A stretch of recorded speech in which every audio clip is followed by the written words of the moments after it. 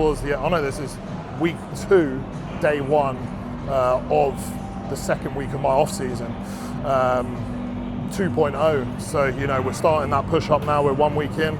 I'm 123.5 kilo this morning, and ended the diet at like 122, so about a kilogram up, and looking a fair bit fresher, fuller, off the back of, you know, sucking down at the end of that mini cut. So yeah, be interesting to see the look. Like, still pretty, obviously extremely conditioned, not quite stage lean, but like mini cut conditioned, and just that little bit fuller from the extra food coming in. So yeah, excited to get into it. Let's do it. Starting off with a single arm tricep extension. Why is this? Because I need bigger triceps. Me personally, my biggest priority for my physique is my triceps, some other bits as well, hamstrings and lats, but with my push work, we're going to start off with a tricep that is hard in a short head bias, which is, again, something that I massively need. I have not found any sort of detriment to my pushing by starting off with these tricep exercises. You're going in mentally fresh, you're going in physically fresh. This is what we want to prioritize when bringing up a lagging body part, where you can mentally switch on to that muscle. If I'm mentally exhausted from a hard session and I'm trying to go into an isolation arm, something training arms, for example, I'm not going to, without realizing it, subconsciously be able to tap in to as much muscle mind muscle connection. So, you know, it's very important to start with this type of stuff. Then also, where I have dealt with a little bit of elbow issues in the past, I'm going into my pressing movements super warm. Now, I'm not having any issues with my pressing, I'm super confident, and then I'm actually being able to press more load. So it's not actually having any negative effect, only positive for me.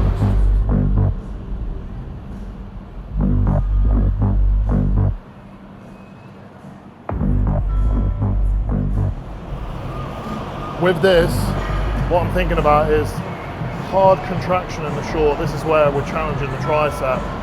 Don't need to spend too much time here, or come all the way up. Around 90-degree angle there. Hard squeeze down here, and almost flip the wrist, a little bit of wrist flexion at the bottom. Really emphasize that. At the end of the day, this is a tricep isolation exercise. We don't want to be doing this.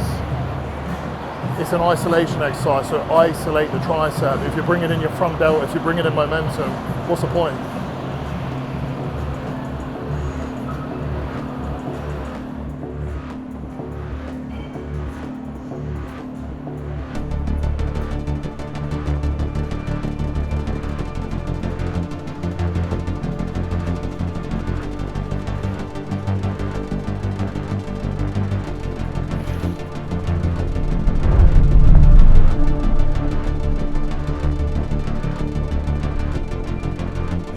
Onto the flat prime press, pin loaded.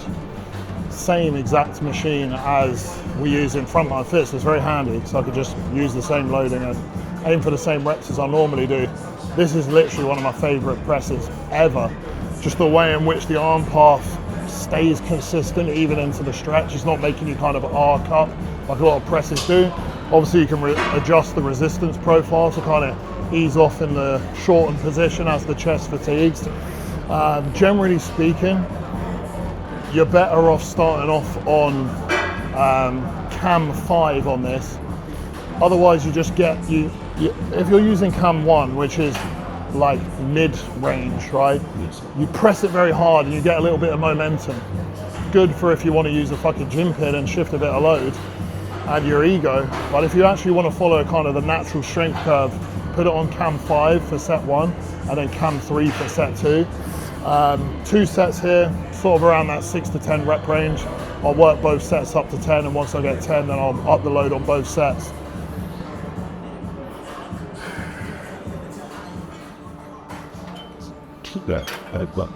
So, some tips for chest pressing. I was always someone that struggled with building a chest. I had very big delts and a pigeon chest. This is because I pressed like this, right? Very high and wide, rolling my shoulders forward, because that's what your body wants to do. When you're starting to fail in a chest press, body's like survival mode, right? Let's get this load off us by any means. You start recruiting other muscle groups in, delts, improving leverages, and that's when that front delt comes in.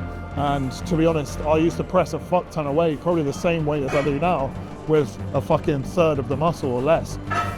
So it's just about what my best cues are. Depress your shoulders like this, right? Think about getting your shoulders as far away from your ears as possible, like this, right? By doing that, you're also going to drop your elbows a touch, keeping them a little bit more tucked, and that's going to follow this path here. We don't want them so tucked that it's fully tricep bias, but we don't want them up here either, because then a lot of this is just going to be up here in the front delt and also then causes injuries.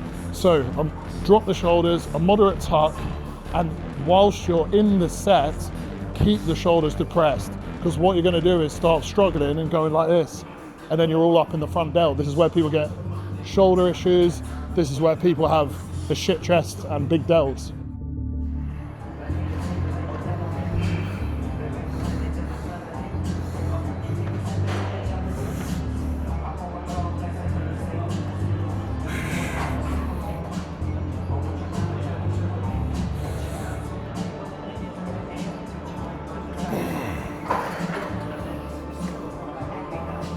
Plenty of warm-ups in this first press just to get lubricated.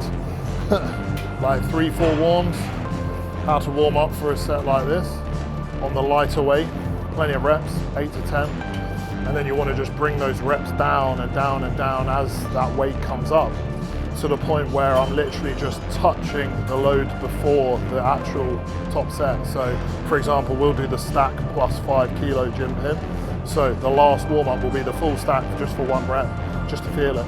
So you're not going from a real light weight, even though you are plenty warm, to like, you know, it's psychological. You fucking feel that first rep and it's heavy, you know, you're gonna doubt yourself. Whereas if you've already felt that weight, just, you know, just slightly less, you're gonna be more accustomed to it and it's gonna feel lighter.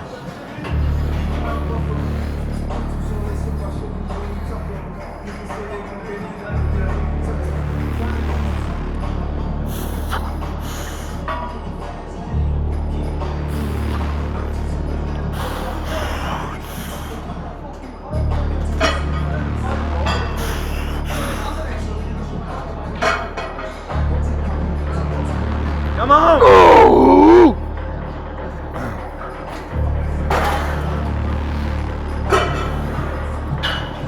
Felt smooth that.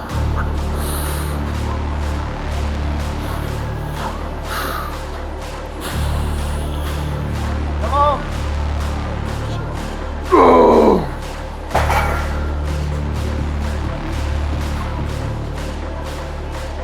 Hell yeah.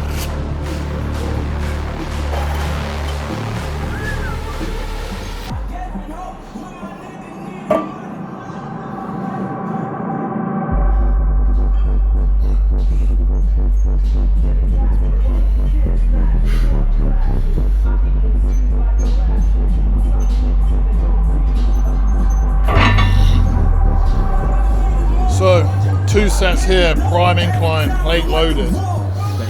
We were running the pin loaded high incline, but I want something more chest bias, so we're gonna go with this. For me, I have to be very patient with this. If I run this up too fast, I just find it gets a bit scrappy. So I just gotta not let the ego get taken over with this prime incline. Just take it slow, just make it very, very high quality, and you know, it's an amazing chest piece, as long as you can actually do a high quality set with it and not just fucking rag it about and let it come up higher.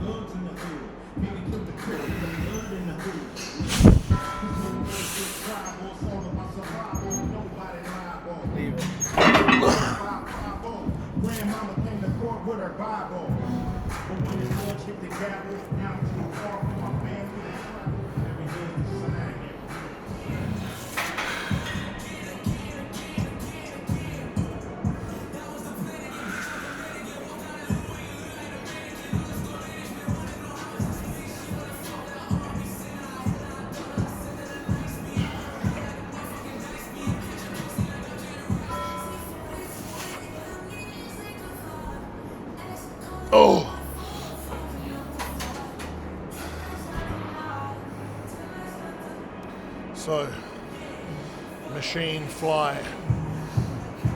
Again, something that I used to do wrong, and many people do wrong, is all you're thinking about is bringing your hands together.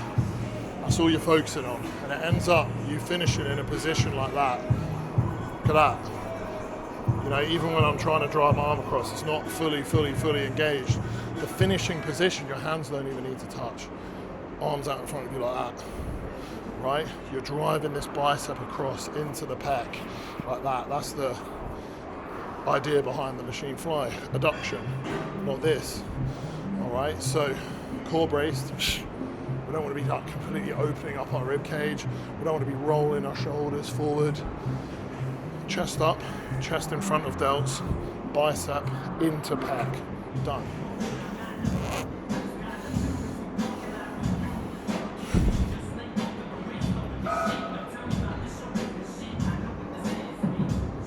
Oh,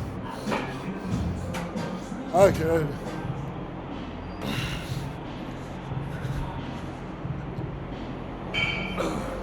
So as a reference point for anyone watching, this is Joe coming back off a diet and coming back off a phase using a low amount of anabolics for someone of his size and body weight. So from here now, this is where the true Ganabolic super heavyweight project will fucking happen. And I mean, considering that he's 123.5 kilos now, in this shape with that midsection, the goal here now is to bring a beautiful super heavyweight package, which I know we can, and we will. That hamstring drop's already so much better. So much better. That's fucking beautiful, man.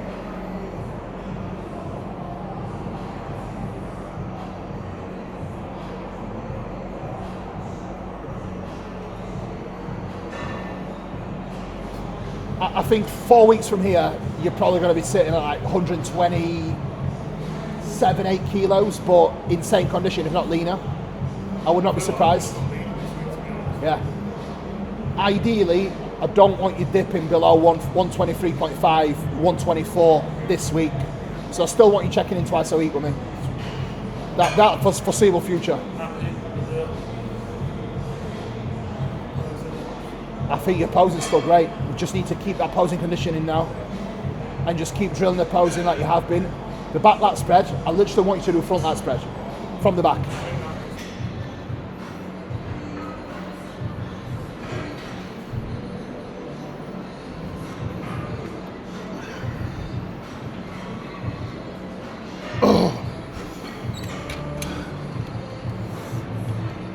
Right guys, so we just did 2 sets of overhead tricep extension. Kuba then came over and I hit a few rounds of posing, and it is brutally fucking hot in Ultraflex Robert upstairs, so yeah, pissing with sweat. But it was good to run a few rounds in front of him, and I've looked back at the footage, I was quite happy with it. So here we have seated machine laterals, 3 sets here. What I'm thinking about here is, why, if you see me holding my straps or D handles, like Bluetooth D handles is, it's good for shoulder health. When we are doing everything cuffed like this, driving through your elbow, I personally find, and it is well known, that you can sometimes run into tendon issues. Tendons love stability, and even if this is gripped like this and you're driving into something, you're going to be stronger all through the joint. And also it's just like, again, I can just connect to my delts more when I'm gripping something. When I'm in the lengthened position, shoulders depressed, and then I keep them depressed throughout. Think about driving your fists into the floor and then reaching out and touching the walls either side of you, rather than like coming up like this. Look, there is going to be some traps coming in, like when we're trying to get that very short, get the range of motion very short, which I don't mind, but as long as we're not shrugging it up like this. So that was our session finished. I was about to walk out the door without doing an outro. As you can see, I'm in a different change of clothing. And a little bit of a freshen up in the showers. So session here, very, very similar to our one back home, as you saw. Pretty damn good session. I never quite get into a full focused flow when in a different gym. I'm very much as you well know, if you watch my stuff, a creature of habit. I like my own routine. I like my own little anal things about, you know, my setups in my own gym, but it's nonetheless always an amazing session at Ultraflex Rotherham. So, you know, if you're ever about, I'm sure most of you have trained here or heard of it, so check it out. So, yeah, this is pretty much starting off season week 2. You will have seen my visuals there. So, you know, still not bursting full. You know, I've only been on cycle for the last 4 or 5 weeks and keeping things a little bit more moderate before. So, you know, as things start to come through now and saturate with that escalation and being on, you know, a surplus of food and seeing that body weight climb up, you know, over the next 4 or 5 weeks we'll start actually really improving and just looking fuller and tighter, holding this same condition, but just getting creeping bigger and bigger and bigger. Kuba said, like, you know, by across these next coming weeks, like, you know, reaching that sort of 128 mark, as he said, over the next coming few weeks, and then, you know, doesn't want to see me drop below 123.5, which I was today. So if that happens, we'll be feeding up and getting some more food in. Until then, guys, thank you for watching. Hope you enjoyed this change of pace, a little bit of a training one. I know I always pump out the vlogs, but I thought it'd be nice to actually show some physique shots and see how we're looking through a video rather than just my check-in photos. So yeah, thanks for watching. Like, subscribe if you get anything from Trained by JP. Use my code GAN10, much appreciated. Till next time.